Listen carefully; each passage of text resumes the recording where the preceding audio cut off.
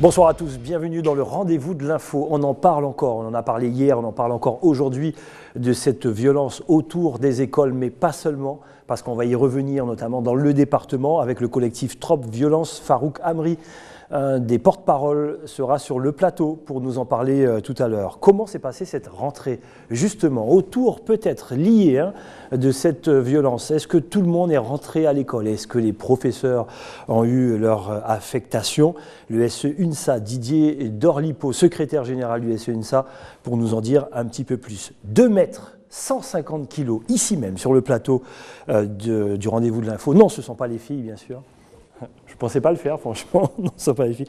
Olivier Maire, l'international du 15 de France, est avec nous pour nous parler notamment de cette 4e édition du rugby de plage qui aura lieu à Kourou. Ça va être génial, les caméras d'ATG, bien sûr, seront sur place. Théani nous parlera de cette fédération de Guyane pionnière et Vanessa est allée faire un petit tour au marché de Cayenne. On en parle juste après le journal, tout en images. À tout de suite.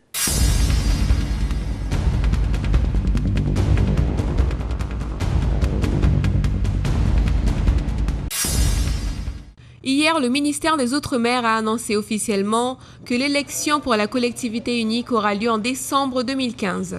Contrairement aux autres départements français, il n'y aura pas d'élection départementale en mars de l'année prochaine. Les conseillers généraux du département verront donc leur mandat prolongé de 9 mois. Mais quels seront les réels changements apportés par cette fusion entre le Conseil général et la région Guyane ? Alors le changement, c'est pas maintenant, c'est tout ce que je peux vous dire, mais dans le fond, maintenant, par quoi ça va se traduire, c'est quand même c'est la disparition de toutes les superpositions des interventions qu'il y a, puisque aujourd'hui, il n'y aura qu'une collectivité, la police n'aurait pas mieux dit, et que par conséquent, tous les domaines où on pouvait retrouver la région et le département vont disparaître. Et puis, il y aura aussi un aspect, je ne dirais pas économie d'échelle, mais rationalisation des interventions, puisque le département a un service éducation qui intervient sur les collèges, la région a un qui intervient sur les lycées. Je pense que ce sont des domaines où il y aura des regroupements. Une fusion qui ne fera pas baisser les dépenses publiques, tenant compte du contexte économique et social de la Guyane, citant comme exemple l'augmentation de la population. Les compétences, le personnel et le patrimoine des deux organismes sera repris par cette nouvelle collectivité, ainsi que les engagements de chacune. L'emplacement physique n'a pas encore été défini et aucune suppression de postes est prévue. Alors, le choix du bâtiment résultera du choix de l'exécutif qui sera élu. Rien n'est défini à ce jour. S'agissant de la pérennité des emplois des agents, j'ai pour usage de répéter que cette modification statutaire qui résulte de la fusion à venir du département et de la région n'impactera pas directement sur les contrats des agents des collectivités. En clair, la seule fusion ne sera pas de droit de nature à pouvoir supprimer des emplois. Et quand bien même l'exécutif qui serait en place le souhaiterait, il serait quand même contraint par le droit positif, notamment du Code général de la fonction publique. L'élection pour la collectivité unique est prévue dans les mêmes délais en Martinique, ainsi que la prolongation des mandats pour les conseillers généraux.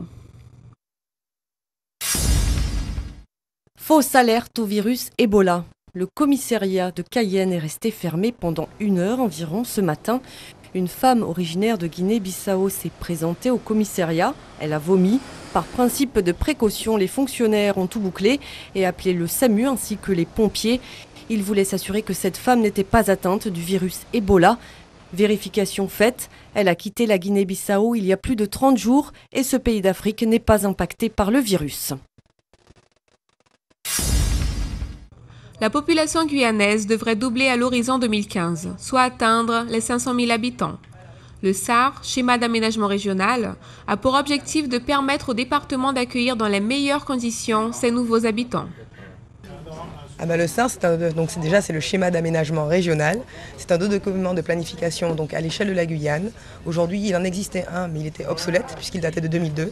Il était nécessaire maintenant de rétablir un cadre, un document qui serve non seulement à définir quels seront les espaces à urbaniser, les espaces d'agriculture, les espaces d'activité, les espaces de protection environnementale, mais aussi qui permettront aux maires d'élaborer leur document de planification, mais aussi de donner les grandes vocations, on va dire, du territoire, les grandes ambitions pour la Guyane à l'horizon 2030. Le SAR sera porté sur 5 grands axes. La cohésion sociale, la préservation de l'environnement en l'utilisant de façon intelligente, l'aménagement routier, le développement économique et les logements. Son principal objectif est de rendre le territoire guyanais équilibré. Une enquête publique est menée et tout citoyen peut participer pour s'assurer que les projets répondent à leurs besoins. Oui, c'est le moment, c'est-à-dire qu'il y a eu 24 mois de travaux, j'allais dire un petit peu institutionnels. Aujourd'hui, grâce à cette enquête publique, tout un chacun, tout citoyen peut venir prendre connaissance du document et faire ses remarques et ses observations pendant 2 mois, donc sur l'ensemble des 22 communes de Guyane ainsi qu'à la cité administrative régionale. Le développement de l'agriculture fait partie des objectifs du schéma d'aménagement régional. C'est dans ce cadre que le SAR s'est fixé le but de doubler dans les prochaines années la surface agricole du département, passant de 100 000 à 200 000 hectares dédiés à l'agriculture. François Pétier est l'un des porteurs de projets qui a pu concrétiser son souhait d'entreprendre et développer son activité grâce aux micro-subventions FREG. Le FREG a été mis en place à Matoury depuis 2010 pour contribuer à développer et pérenniser la présence d'activités dans les quartiers relevant de la politique de la ville. Mon entreprise consiste à faire tout le nettoyage haute pression et haute service de nettoyage. Donc on s'occupe des clôtures. Donc là on a commencé un petit peu. Alors des clôtures, des toitures, des parkings et haute service de nettoyage. Le FREG alloue des aides directes allant jusqu'à 3 000 € aux entreprises et aux porteurs de projets.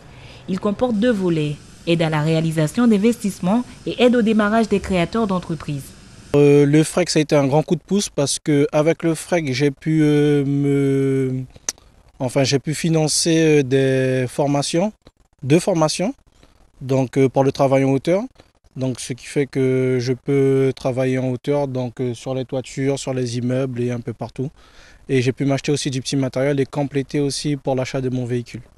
Pour moi, c'est un grand pas en avant pour mon activité en premier lieu et pour la jeunesse guyanaise aussi, parce qu'aujourd'hui, la Guyane est prise, on va dire, par toutes les entreprises extérieures et non par les locaux. Et aussi, ça représente beaucoup pour la jeunesse guyanaise qui aujourd'hui est en déclin au niveau de l'image qu'il donne. La ville de Matoury lance un guide portrait de créateurs pour valoriser les chefs d'entreprise ayant bénéficié d'un accompagnement Initiative 113 Guyane afin de mettre en œuvre leurs projets à travers un outil de communication financé par l'État et la ville de Matoury. Les maisons créoles font partie intégrante du patrimoine guyanais, mais leur nombre est en constante diminution. Depuis les années 1950 déjà, 30% des maisons créoles de Guyane, de Cayenne avaient déjà disparu en moins d'un siècle. Donc la disparition continue toujours au stade où nous sommes. Selon Eugène Epailly, il faudrait s'inspirer du modèle utilisé à Cordes-sur-Ciel dans le sud de la France. Il publie donc des arrêtés municipaux qui lui permettent de saisir les maisons en ruine. Et ensuite, la mairie s'en accapare et elle les redonne à des investisseurs qui s'engagent à restaurer les maisons et à les occuper ou à les mettre en location. Les maisons traditionnelles sont souvent issues de divisions non réglées et laissées à l'abandon. Leur réhabilitation coûte alors extrêmement cher, malgré les différentes aides. Enduites à la chaux, les maisons créoles ont une ossature en bois qui rend leur entretien plus difficile. On a eu 2-3 réhabilitations, mais c'est vrai que c'est pas le plus gros de notre travail. Mais je pense qu'autour de 30-35% du montant des travaux peut être subventionné. Mais bon, ça ne fait pas tout le budget de la construction. Donc il y a des gens quand même qui, malgré la subvention, ont d'énormes difficultés à réhabiliter leur maison. Pour une demande d'aide afin de réhabiliter sa maison créole, les organismes à contacter sont l'ANA, l'OPA et la DRAC. Préserver l'architecture d'une ville, c'est préserver sa culture. La deuxième édition de la Guyane Fashion Week sera du 22 au 27 septembre. Les organisateurs souhaitent proposer une opération de haute qualité, s'appuyant sur l'ingénierie et la créativité locale. Un événement unique pour répondre aux besoins exprimés par différents acteurs de la mode, de la beauté, de la photographie et de l'artisanat, mais aussi pour contribuer au développement et à la structuration du secteur. Mais on espère que, en effet, nous contribuons à améliorer les choses, mais surtout à développer et à faire prendre conscience aussi bien aux acteurs de la mode qu'aux institutions ou qu'aux responsables de boutiques que la mode est un réel levier économique, que c'est une activité artistique certes, mais un levier économique et une possibilité de développement pour la Guyane. Il s'agit de susciter des intérêts éclairés pour les produits des créateurs guyanais et d'inciter des collaborations et des opportunités communes. C'est énormément de passion, énormément d'investissement, énormément de défilés, avec une contribution énorme, encore une fois, de la jeunesse, aussi bien du lycée Melchior, des enseignants et aussi que du CFA. Tout ça encadré par des professionnels du métier.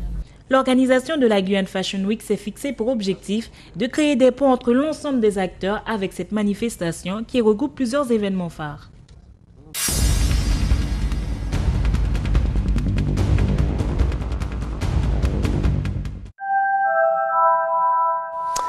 De retour sur le plateau du rendez-vous de l'info, je rappelle que cette émission est interactive. Vous pouvez participer en posant vos questions à nos invités, en faisant le rendez-vous rdv2info@atg.tv. Notre premier invité, Farouk Amri, porte-parole du collectif Trop Violence. Bonsoir. Bonsoir la Guyane, bonsoir Monsieur Vernet. Bienvenue sur le plateau. Hier encore, un élève frappait son prof au collège Capelle, vous confirmez ? Tout à fait. Donc je sais pas, on dirait que les choses s'enchaînent, peut-être pas par hasard, on en parle tout de suite. Lorsqu'on regarde la situation de près, peut-on dire qu'il y a plus de violence en Guyane qu'ailleurs, toute proportion gardée? La Guyane, ce n'est quand même pas Marseille. Non, mais on a eu une expression du procureur de la République qui résume bien la situation. Il a déclaré la Guyane est un pays de violence. À partir de là, il en fait le constat. Nous, notre collectif est né parce que nous pensons que justement, il y a des moyens de remédier à cette violence. Alors il y a des mots, mais après il y a des chiffres. Est-ce que vous avez des chiffres? Est-ce qu'ils augmentent? Vous-même, vous avez des chiffres? Il y a ce qui se dit et il y a ce qui se tait. En tous les cas, on remarque une violence de plus en plus grave, une violence de moins en moins larvée, et puis des difficultés d'exercice pour les enseignants de plus en plus difficiles. On dit que vous êtes très alarmiste, pas vous personnellement, hein, le collectif. Et, ok, il faut tirer la sonnette d'alarme. Vous êtes force de proposition, bien sûr, on l'a vu un peu partout. S'il faut rester dans le domaine de l'école, allez, mettons les pieds dans le plat, en fouille ou pas? Bien entendu qu'on fouille, on peut tout à fait prévoir dans le règlement intérieur une fouille inopinée de cartable dans les classes, ça se fait dans l'intimité, ça se pratique dans des établissements, ça se passe très bien, les élèves le savent, et à partir du moment où ils le savent, ils évitent de venir avec des armes. Vous avez un discours plutôt, on va dire, radical, parce que ras-le-bol des discours feutrés dans les réunions et en fin de compte pas de résultats, c'est ça en gros? Nous pensons, d'ailleurs notre plan d'action prévoit un développement, le développement du territoire dans toute sa dimension, c'est-à-dire que nous pensons que pour lutter contre la violence, il ne s'agit pas uniquement d'occuper des jeunes, il faut un désenclavement du territoire. Il faut une indépendance énergétique, il faut un choc pour l'emploi, il faut un habitat à visage humain et pas ce qui est en train de se construire à Attila Cabasso ou à Macoria, qui sont des bombes sociales en devenir. Il y a une réflexion à avoir sur la santé, sur l'éducation, etc. Et nous pensons, nous en parlerons peut-être tout à l'heure, que le rassemblement de séminaires de la part des cadres administratifs et des premiers responsables de l'État ne sont qu'une vaste mascarade. Et je pourrais vous en donner quelques exemples tout à l'heure. Très bien, c'est important de le dire. Allez, vos questions en direct via le net, rdv2info@atg.tv, les questions. Croyez-vous vraiment que votre association va changer les choses rien qu'en pointant du doigt les violences? C'est une question de Fabien de Montjoly, 36 ans. nous pensons qu'il faut marteler encore. Les lignes sont en train de bouger. On le voit au niveau des médias notamment, leur prise de position, leur demande, leur exigence vis-à-vis de plus de vérité. Un exemple parmi d'autres. Il est insupportable que le préfet, après 4 séminaires, j'ai les dates, novembre 2013, décembre 2013, 1er janvier 2014 et mars 2014, déclare que la Guyane, pour un plan de prévention de la délinquance, aura 250 millions.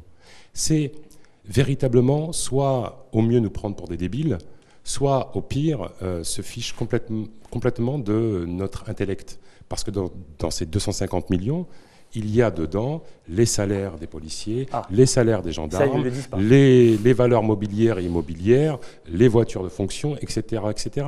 Et tout va là-dedans. Quand le recteur annonce aux syndicats qu'ils vont obtenir 330 millions. Là aussi, nous avons rencontré le préfet et son directeur de cabinet. Dans ces 330 millions, il y a déjà une grande partie de ces 330 millions qui ont été engagés. L'État n'a plus d'argent. Donc nous disons à l'État, très bien, vous n'avez plus d'argent, nous l'entendons, nous pouvons nous proposer des choses, jouer votre rôle de facilitateur, déjà rétrocéder les terrains que vous occupez. Il y a des chiffres qui sont quand même assez hallucinants. Moi, ce pays, il est magnifique. Je vais vous laisser, mais je voulais juste terminer. Ce pays, il est magnifique parce que nous sommes un pays en devenir. Il se construit. La Guyane est plus grande que le Portugal. Dans une génération, nous serons 1 million. Et nous sommes administrés, je vais appuyer véritablement mes mots, comme une colonie et pas comme un département. Et cela suffit. Ça suffit. Voilà. Donc, oui, un désenclavement du territoire, oui, une politique ambitieuse, halte au turnover de ces cadres qui ne viennent dans ce territoire que comme des marchepieds. C'est insupportable. Allez, vous posez vos questions sur le rdv2info@atg.tv. D'autres questions? Oui, bien sûr. Gérard, 43 ans de Cayenne, propose de mettre en place des milices pour protéger les enfants. Est-ce que c'est une bonne idée? Non, absolument pas. Ça va trop loin. Qui contrôle les milices ensuite voilà. Donc ça peut avoir un effet très néfaste. Pourquoi vous vous heurtez à certains parents d'élèves, certains syndicats également, alors que vous voulez marteler, comme vous le dites tout à l'heure, il ne faut pas être trop gentil, il faut y aller, franchement. Et pourtant, certains syndicats, certains parents, pas très pour. On a beaucoup d'appui de parents, et heureusement, notre adresse mail est submergée de témoignages, qui nous permet d'être très réactifs. Mais voilà, je vais vous donner, et je le montre à la caméra, restitution des ateliers du séminaire, préfecture de la région de Guyane.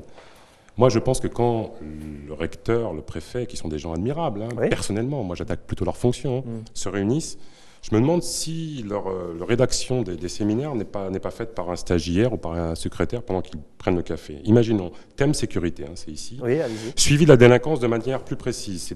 C'est un tableau qui est découpé en 4 colonnes, diagnostic, suivi de la délinquance de manière plus précise, objectif à atteindre, attention, meilleure connaissance du phénomène, action à mettre en œuvre, mettre en place une cartographie. Bon, et puis il y en a plein comme ça. Mais on a compris. C'est d'un ridicule sans nom. Je vais faire un raccourci. Le problème de la violence en général, c'est quoi? C'est le chômage? Moi, je dis pour parodier un célèbre écrivain, on ne naît pas délinquant, on ne naît pas braqueur. Il y a un moment, il y a quelque chose qui s'est cassé. Et donc, beaucoup de choses se jouent à l'école. Et donc, nous pensons qu'à contrario de ce que déclare le recteur, moi je le dis, souvent il me fait penser au général de Gaulle. En 58, il a dit aux colons, je vous ai compris, en 62, reprenez le bateau. Parce qu'il a dit oui à tout ce qu'on lui demandait. Mais il sait très bien qu'il ne va pas rester très longtemps en Guyane. Il est temps, si vous voulez, d'avoir un discours offensif.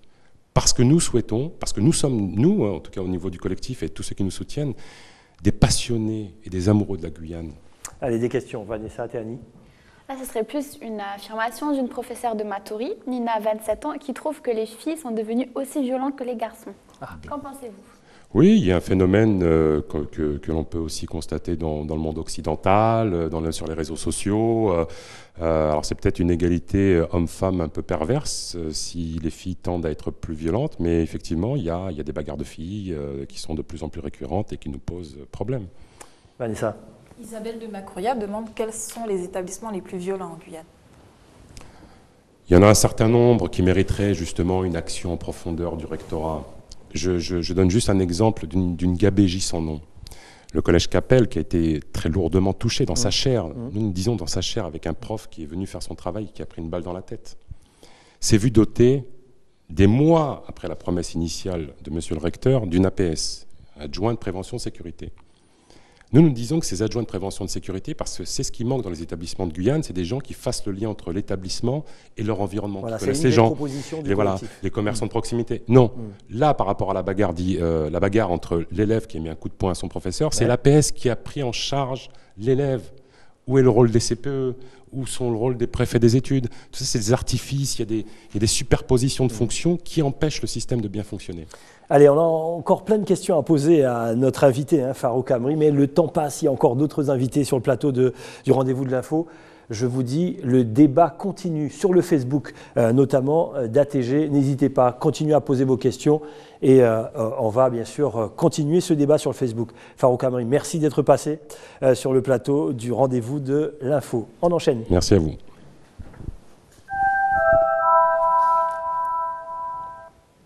Vanessa est allée faire un tour au marché de Cayenne. Racontez-nous, Vanessa. Alors, vous le savez, le marché, par excellence, le lieu de convivialité et de folklore de Cayenne.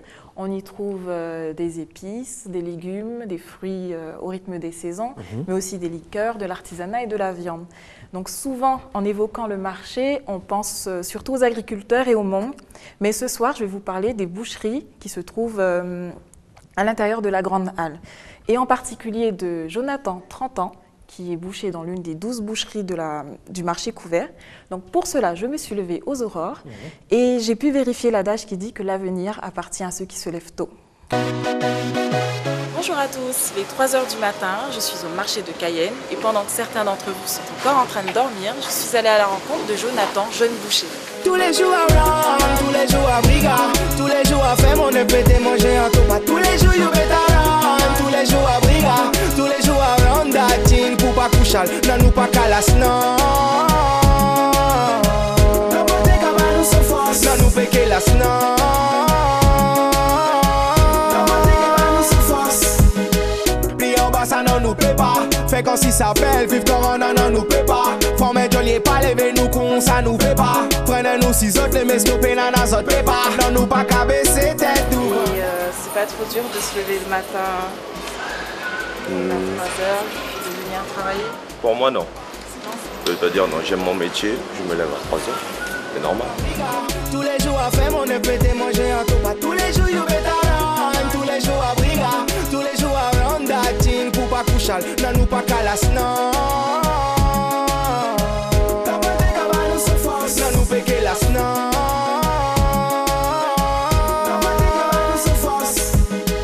Même si ça arrête, mon patience pas fait, subite aux peines. Grand homme pas capé, fois goûter pour comprendre. Bon Dieu pas j'indique. Ben là je fais une préparation, je fais la découpe, celui-ci c'est de l'épaule. Ce que j'ai découpé en premier c'est de la poitrine pour faire une bonne soupe créole, familiale ou industrielle. Ça pas qu'elle fait au passé, pas conscience qui pour arriver à travailler sans capé. Tout bas de faut tout bas sans désespérer. Ça qui là pour toi rien que personne pas qu'elle chaille. Mais ça y est, j'ai terminé les gars. On attend les clients pour la journée, c'est parti. Même si ça pas mal, tous les jours à sol sans perdre self-control. Tous les jours à run, tous les jours à briga, tous les jours à faire mon œuf, mettez manger en tout pas. Tous les jours you better run, tous les jours à briga, tous les jours à run datin pour pas coucher, non nous pas calas non. Non nous fait que las non. Et voilà, ben, bon appétit, merci beaucoup. Carte bleue, chèque espèce, chèque en bois, chèque vert, carte vitale, on prend de tout madame. Mais pas lever nous con, ça nous fait pas. Prenez-nous 6 autres, les mesques pénales dans notre pépa. Non nous pas cabé. Ben pour les jeunes Guyanais, ce qui veut dire les jeunes bladas de Cayenne local, ben tiens bien raide les gars, la vie est pas facile, faites comme moi. Essayez de faire des petits jobs, de travailler, c'est pas de rester dans un petit coin, il y a toujours du travail. À Cayenne, il y a toujours du travail, ça c'est sûr. Tous les jours à briga, tous les jours à run datin pour pas coucher, non nous pas calas non.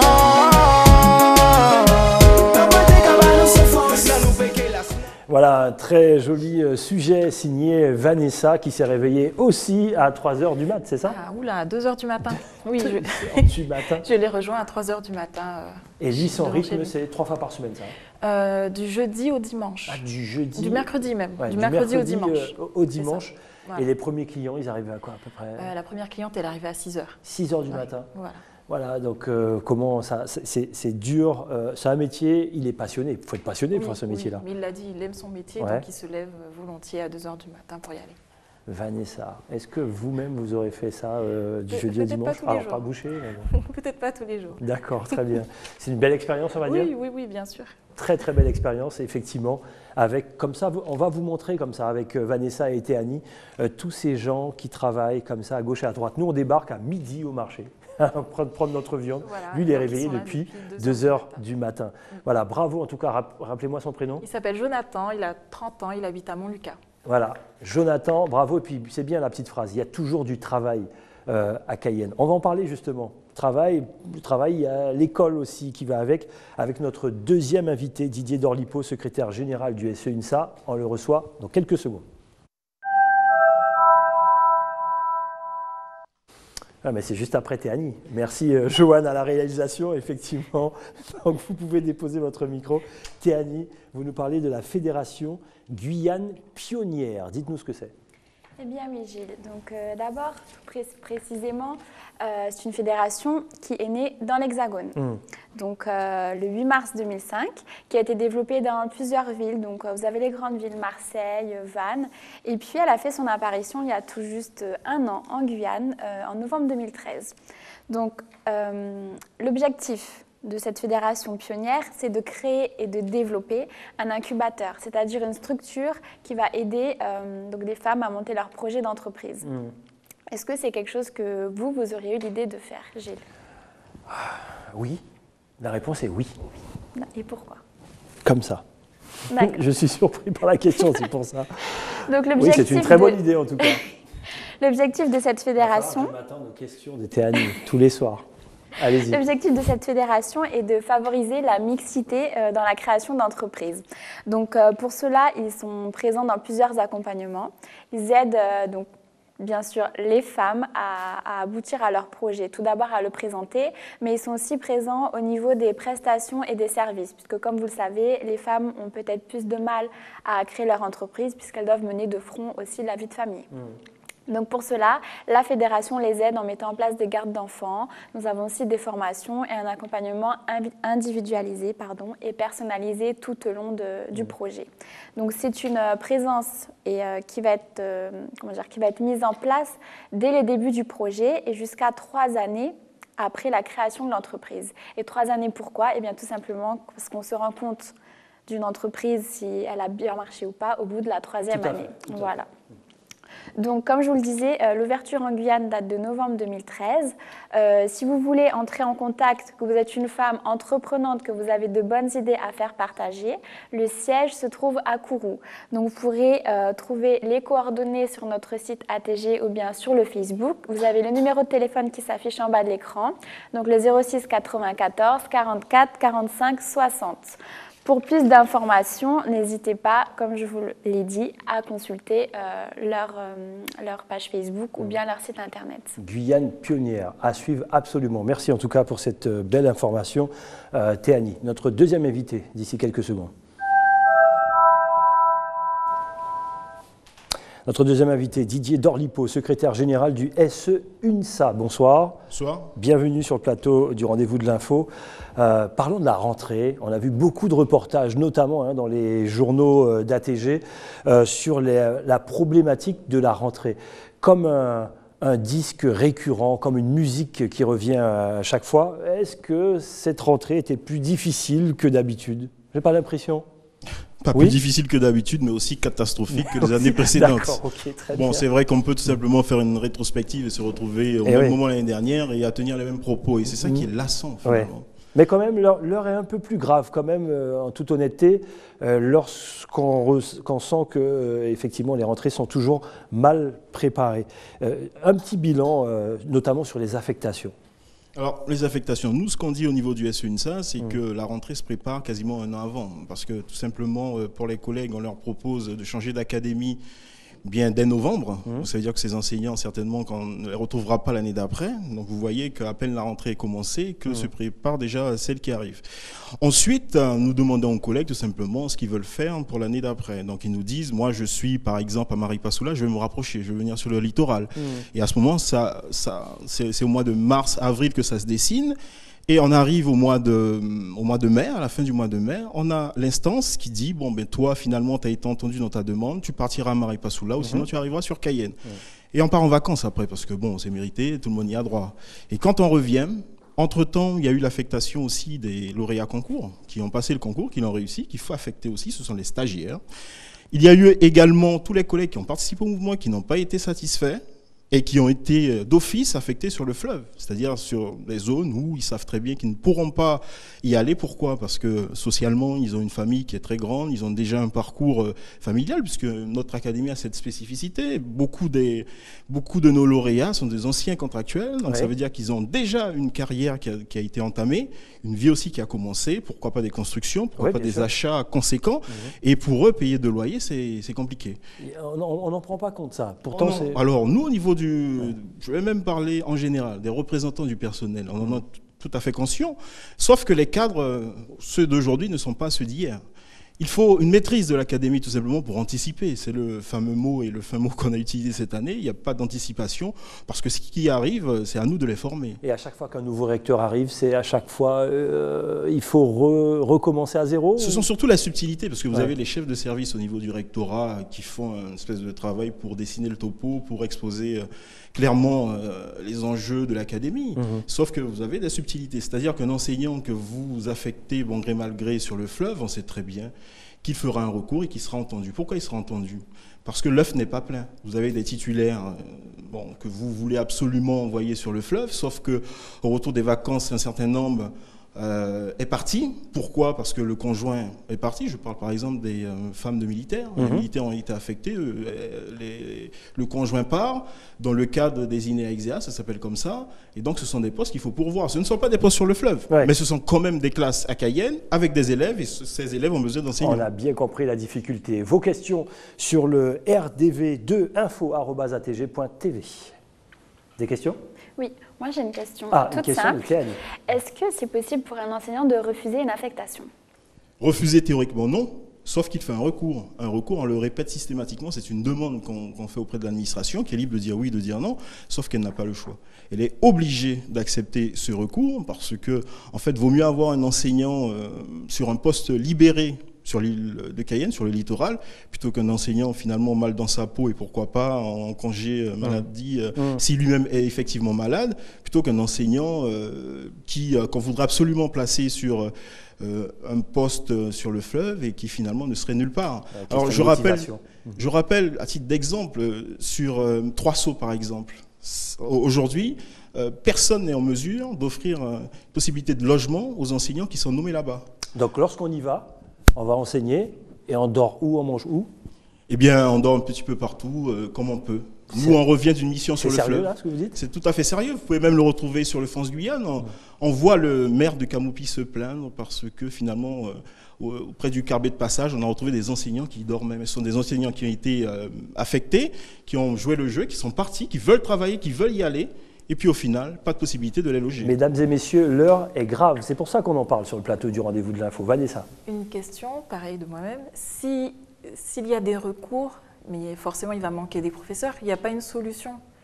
Enfin, il y a ceux qui ne veulent pas y aller, enfin, il faudrait... Quelles sont les actions? Il manque quand même des profs. Donc, alors, nous, ce qu'on défend, parce que action, c'est vrai... proposition du SEUNSA. Voilà, tout à fait, action-proposition. Nous, ce qu'on déplore, c'est que finalement... On stigmatise, on s'arrête beaucoup sur les recours, mais préparons notre académie parce qu'elle a ses spécificités. Nous, ce qu'on dit, c'est que les enfants du fleuve aussi méritent d'avoir des enseignants expérimentés, pourquoi pas des stagiaires aussi, pourquoi pas des contractuels, sauf qu'on est exposé à une certaine réalité, il faut y faire face. Nous, ce qu'on propose, puisque l'académie de Guyane est une académie qui n'est pas attractive, qui est déficitaire. Donc, pour attirer les enseignants venus de l'extérieur, il y a ce qu'on appelle l'ISG. C'est une indemnité qui correspond à peu près à 16 fois le traitement. Donc, ça incite effectivement les collègues des autres académies à venir chez nous. Mais ce qu'il faudrait maintenant, c'est inciter tous les enseignants de Guyane à aller enseigner partout où il y a des élèves. Et pour cela, soit la société leur offre des conditions de travail et de vie qui finalement sont conformes à ce qu'on peut retrouver sur le littoral, ou soit c'est l'appât du gain, c'est la carotte. On propose aussi une indemnisation qui est en rapport avec les difficultés qu'on peut vivre sur place. Didier Dorlipo, ça sera sûrement la dernière question, sauf s'il y en a sur le net. Qui reste sur le carreau encore cette année? Combien d'élèves n'ont pas pu? Ce sont les élèves. Alors nous, on ne parle pas de non-scolarisation, ni de déscolarisation. Ce qu'on va dire, surtout, parce qu'en fait, il faut se focaliser là-dessus, ce sont tous les dysfonctionnements, c'est-à-dire là où on prévoit des enseignants. Finalement, on ne les trouve pas. Là où on enlève un bungalow, parce que, par exemple, à Makouria, vous prenez un bungalow à l'école maternelle Poney, vous le mettez à la ZAC de Soula, mais finalement, vous avez les élèves à maternelle Poney. Donc ça, on appelle ça de la gestion, soi-disant, au niveau de l'administration. Nous, on appelle ça tout simplement un manque d'anticipation et puis un manque d'ambition aussi pour notre académie. Et ça, c'est déplorable. Merci en tout cas d'avoir dit tous ces propos. En tout cas, je reste vraiment scotché sur 3 sauts quand même. 3 sauts. Voilà. Et il y en a d'autres. Apparemment, il y en a d'autres. Ça se passe très bien. Très bien. Didier Dorlipo, je rappelle, secrétaire général du SE UNSA. Merci d'être passé sur le plateau du rendez-vous de l'info. Dorénavant, la Guyane, c'est en prime sur ATG, tous les soirs à 20h. Dom Laquezotte, extrait.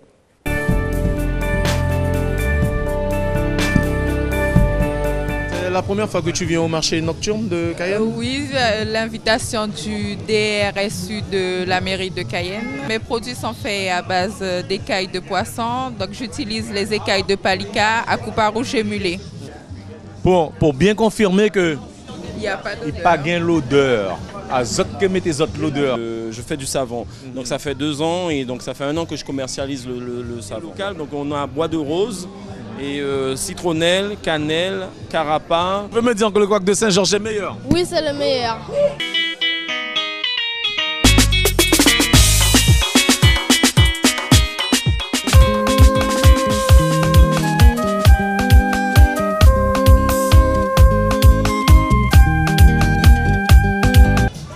Sur un même CD, tu as les mécènes, les Blue Stars, piment chaud. Ok, merci. Félicitations alors.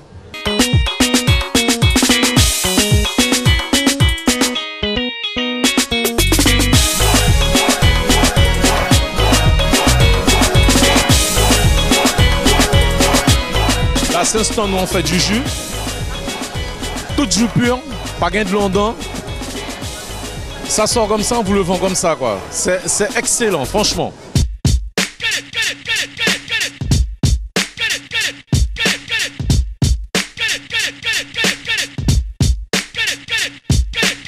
Moi, je fais hommage à Kabassou, Songé Kabassou, moun mo côté, parce que nous, tout ça, moun dit nous côté.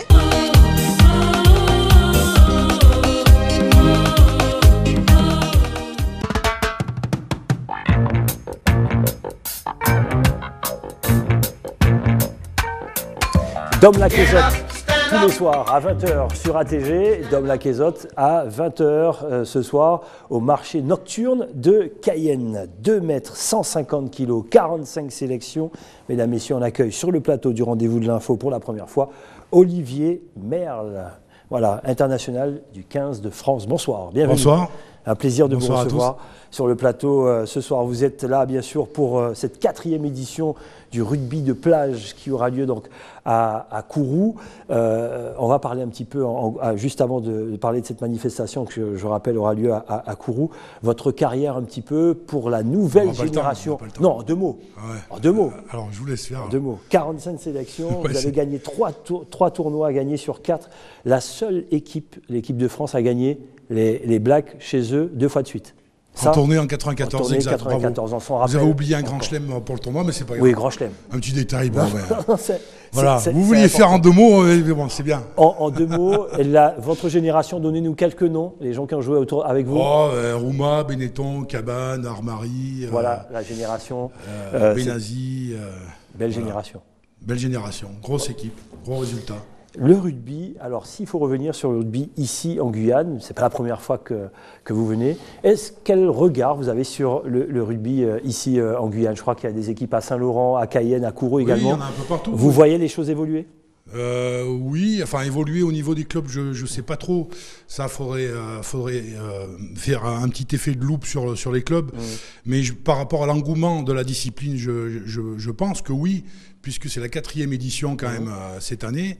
Moi, j'ai été sollicité pour la première fois il y a 4 ans par le rugby club de Kourou. Qui organisait ça donc à Kourou sur la plage des Cocoteraies. Bien sûr. Il y avait très peu d'équipes. Aujourd'hui, il y en aura demain, enfin ce week-end, 42. Dont, je tiens à le signaler, 12 équipes féminines qu'il n'y avait pas au début. Donc voilà, si je peux vous dire, oui, il y a un engouement pour ce sport. Je crois que les gens prennent du plaisir à découvrir ce sport à travers cette discipline, je dirais, qui est le rugby des plages, ou beach rugby, on l'appelle un peu comme on veut. Officiellement, c'est le rugby des plages, parce que c'est basé sur un exercice qui, à la base, a été justement créé par les All Blacks en Nouvelle-Zélande, un exercice qu'on appelle un toucher de main, c'est-à-dire qu'on doit toucher l'adversaire à 2 mains. Et c'est un exercice d'évitement, de rapidité, de réflexe, d'adresse, de passe rapide, etc. Quelques codes différents du rugby. Exactement. Donc classique. au départ, c'est un exercice d'entraînement pour éviter que les joueurs se blessent trop entre eux à l'entraînement. Et donc ça a été récupéré pour devenir une discipline donc pour le rugby des plages. Et tout le monde y prend du plaisir parce que justement, il n'y a pas cet aspect de densité physique et de Enfin, je dis violence. Non. J'enlève le mot. Oui, intensité vous pouvez, physique. Parce que intensité physique. Voilà, c'est ça, tout à fait. Ouais. Et donc là, c'est sur du sable, en basket. On n'est pas avec les crampons sur le terrain. Les surfaces sont réduites, etc. Donc tout le monde peut jouer. Il y a des équipes qui s'organisent et qui se composent peut-être une semaine ou 15 jours avant l'événement. Voilà, c'est ça aussi. C'est à travers cette façon de faire qu'on peut découvrir cette discipline. Et tout le monde rigole, tout le monde s'éclate, tout le monde s'amuse. Si elles ont déjà participé, elles peuvent. Non, ça sera une première, sûrement. Ça sera une première, d'accord. Félicitations. Cynthia de Macoria demande si votre physique vous a déjà aidé en dehors du sport. Comment ça, en dehors du sport? Avec les filles ou Oui, je pense avec les filles ou même au quotidien. Pour choisir une grosse voiture parce que je rentre pas dans une petite ou manger 2 fois plus que les autres, comment? C'est qui pose la question? Cynthia de Macoria. Cynthia de Macoria, il faut préciser. Vous savez, les physiques, on a tous le physique qu'on a. Hein. Après, dans chaque physique, il y a des avantages et des inconvénients. Donc, je peux pas trop, on n'a peut-être pas trop le temps non plus de rentrer dans le détail de l'avantage d'un physique grand, petit, moyen. Là, du coup, sur le terrain, rugby, terrain. Voilà, si on reste sur le terrain rugby, évidemment, ça m'a servi parce que j'ai le morphotype, on va dire, du 2e ligne. Et c'est grâce à ça que j'ai pu enclencher une carrière de haut niveau dans ce sport. Mais ça fait pas tout, attention. Il faut aussi le pilote, il faut un pilote dans l'avion quand même. Voilà, surnommé le massif central. Vanessa. Karl, 19 ans, il voudrait vous voir plus souvent à la télé, dans les films. Donc, il vous a vu notamment avec Michael Youn. Il disait que c'était très rigolo, mais pas assez. Ah bah oui, mais alors là, il faut lancer un appel national à tous les producteurs. Oui, c'est vrai que c'était très marrant, effectivement. C'était une superbe expérience. Voilà. J'attends pas après ça, et puis quand ça tombe sur les prompteurs, ça tombe. Et ça tombe, et puis on y prend du plaisir, comme on prend du plaisir sur le terrain. Et je vous invite tous d'ailleurs à venir ce week-end pour venir voir toutes ces équipes. On va y revenir. Encore des questions? Dernière petite question inédite de Jordan, 30 ans de Cayenne, qui aimerait vous voir Gilles faire un haka et qui aimerait que M. Merle lui montre. Quoi, là, sur le plateau? Le haka en direct sur le plateau. Oui. Et le problème, ça aurait été. La table est assez épaisse, j'aurais pu monter dessus. Non, faites pas ça. On l'a payé cher, cette table. Mais le haka, je le respecte trop pour le dénaturer ou le saboter. Voilà, donc je m'abstiendrai. Sacré Jordan. Et voilà. Alors, je ne sais pas qui est ce Jordan. Ce nom me dit quelque chose, mais... Jordan, 30 ans de Cayenne. D'accord. Allez, revenons sur cette 4e édition du rugby plage. Il faut venir à quelle heure? Comment on s'organise? Il y aura à boire et à manger, j'imagine. Le tournoi, comment? Expliquez-nous. Au niveau de l'organisation, peut-être l'organisateur et le président est plus à même que moi pour vous expliquer. Sinon, ça. Mais je sais déjà que les inscriptions donc sont terminées, puisque voilà, On parlait d'engouement. Bien sûr. C'en est la preuve. 42 équipes, 12 équipes féminines. Et ça démarre donc demain, dans la matinée. Chaque équipe va venir quérir son maillot, puisque chaque équipe baptise son équipe pour le tournoi. Donc ça aussi, c'est un aspect assez ludique de la chose. Il y a de jolis noms. Voilà. Et puis on essaye quand même, malgré tout, même si on est novice, de découvrir l'aspect technique de ce sport, de cette discipline, en s'appliquant un minimum pour faire des passes, pour qu'il y ait une fluidité dans le mouvement, dans ce jeu, dans cette discipline. Alors je sais que vous n'êtes pas venu pour ça, vous êtes venu justement pour le rugby de plage à Kourou. Une petite question quand même sur l'équipe de France, sur le 15 de France. J'ai rêvé moi avec le rugby, je regardais le rugby, je regarde moins parce que l'équipe de France me fait moins rêver. Elle perd souvent en ce moment. Une explication ? Vous savez, il y a des hauts et des bas. Les bas sont longs. Non, mais c'est compliqué. On remet toujours sur le tapis le problème du calendrier. Alors, il semblerait que ces derniers temps, ils aient trouvé un semblant de solution, mais ils reviennent encore dessus. Enfin bon, quand je parle du calendrier, c'est pas une fausse excuse. Ça veut dire que les joueurs évoluent avec leur club au plus haut niveau, dans le championnat, dans le top 14, la Coupe d'Europe. Pour certains, donc, qui sont sélectionnés et participent aux échéances internationales. Donc, si vous voulez, ça fait beaucoup. Et puis, on n'a pas assez de temps pour regrouper toutes les équipes. Il faudrait créer un club France, quoi. Voilà. Et puis là, on serait tranquille, on aurait les joueurs autant de temps qu'on voudrait pour faire ce qu'on veut. Merci pour l'explication, Olivier Merle. Merci d'être passé sur le plateau du Rendez-vous de l'info. Je sais qu'il y avait encore beaucoup de questions, notamment sur... C'était quoi? C'est juste rappeler que l'édition sera présentée par le grand rugbyman qui est membre de cette chaîne, Jordan Rizzi. Ah, d'accord, c'est lui, le fameux Jordan qui envoyait les messages sur RDV, je rappelle, de info@atg.tv pour toutes vos questions. C'est comme ça qu'on se dit au revoir. Rendez-vous demain à Kourou sur la plage de la Cocoterie. Ça sera la fête, il y aura les caméras d'ATG, toute la presse sera là pour ce bel événement. Passez un très très bon week-end les filles. Bon week-end.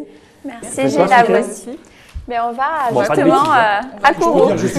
Oui, possible. Oui. Parce que cet événement ne serait rien sans les gros partenaires de Guyane. Donc il y a ATD, Espace Salut, Guyafut qui sont les 3 plus gros partenaires qui sont à l'origine de cet événement. C'est interdit, mais comme vous êtes champion... je suis désolé, mais il faut vous donner un coup de main. S'il n'y a pas ces gens-là, il ne se passe rien. Donc c'est important de les remercier pour ça. C'est des gens passionnés. Et puis bien sûr, la mairie de Kourou et le département qui participent parce que ça leur plaît et ils y voient là un intérêt pour Alors tout le monde. on salue Alain Tienlong, on salue aussi le maire de Kourou, le département vous dites, hein, la région. D'accord, très bien, on salue le président et on salue son maire, le maire de Kourou, François Ringuet. Bon week-end, à la semaine prochaine. La semaine prochaine, on reçoit tous les candidats qui se présentent pour les sénatoriales. Allez, bon week-end. BFM, sans plus tarder.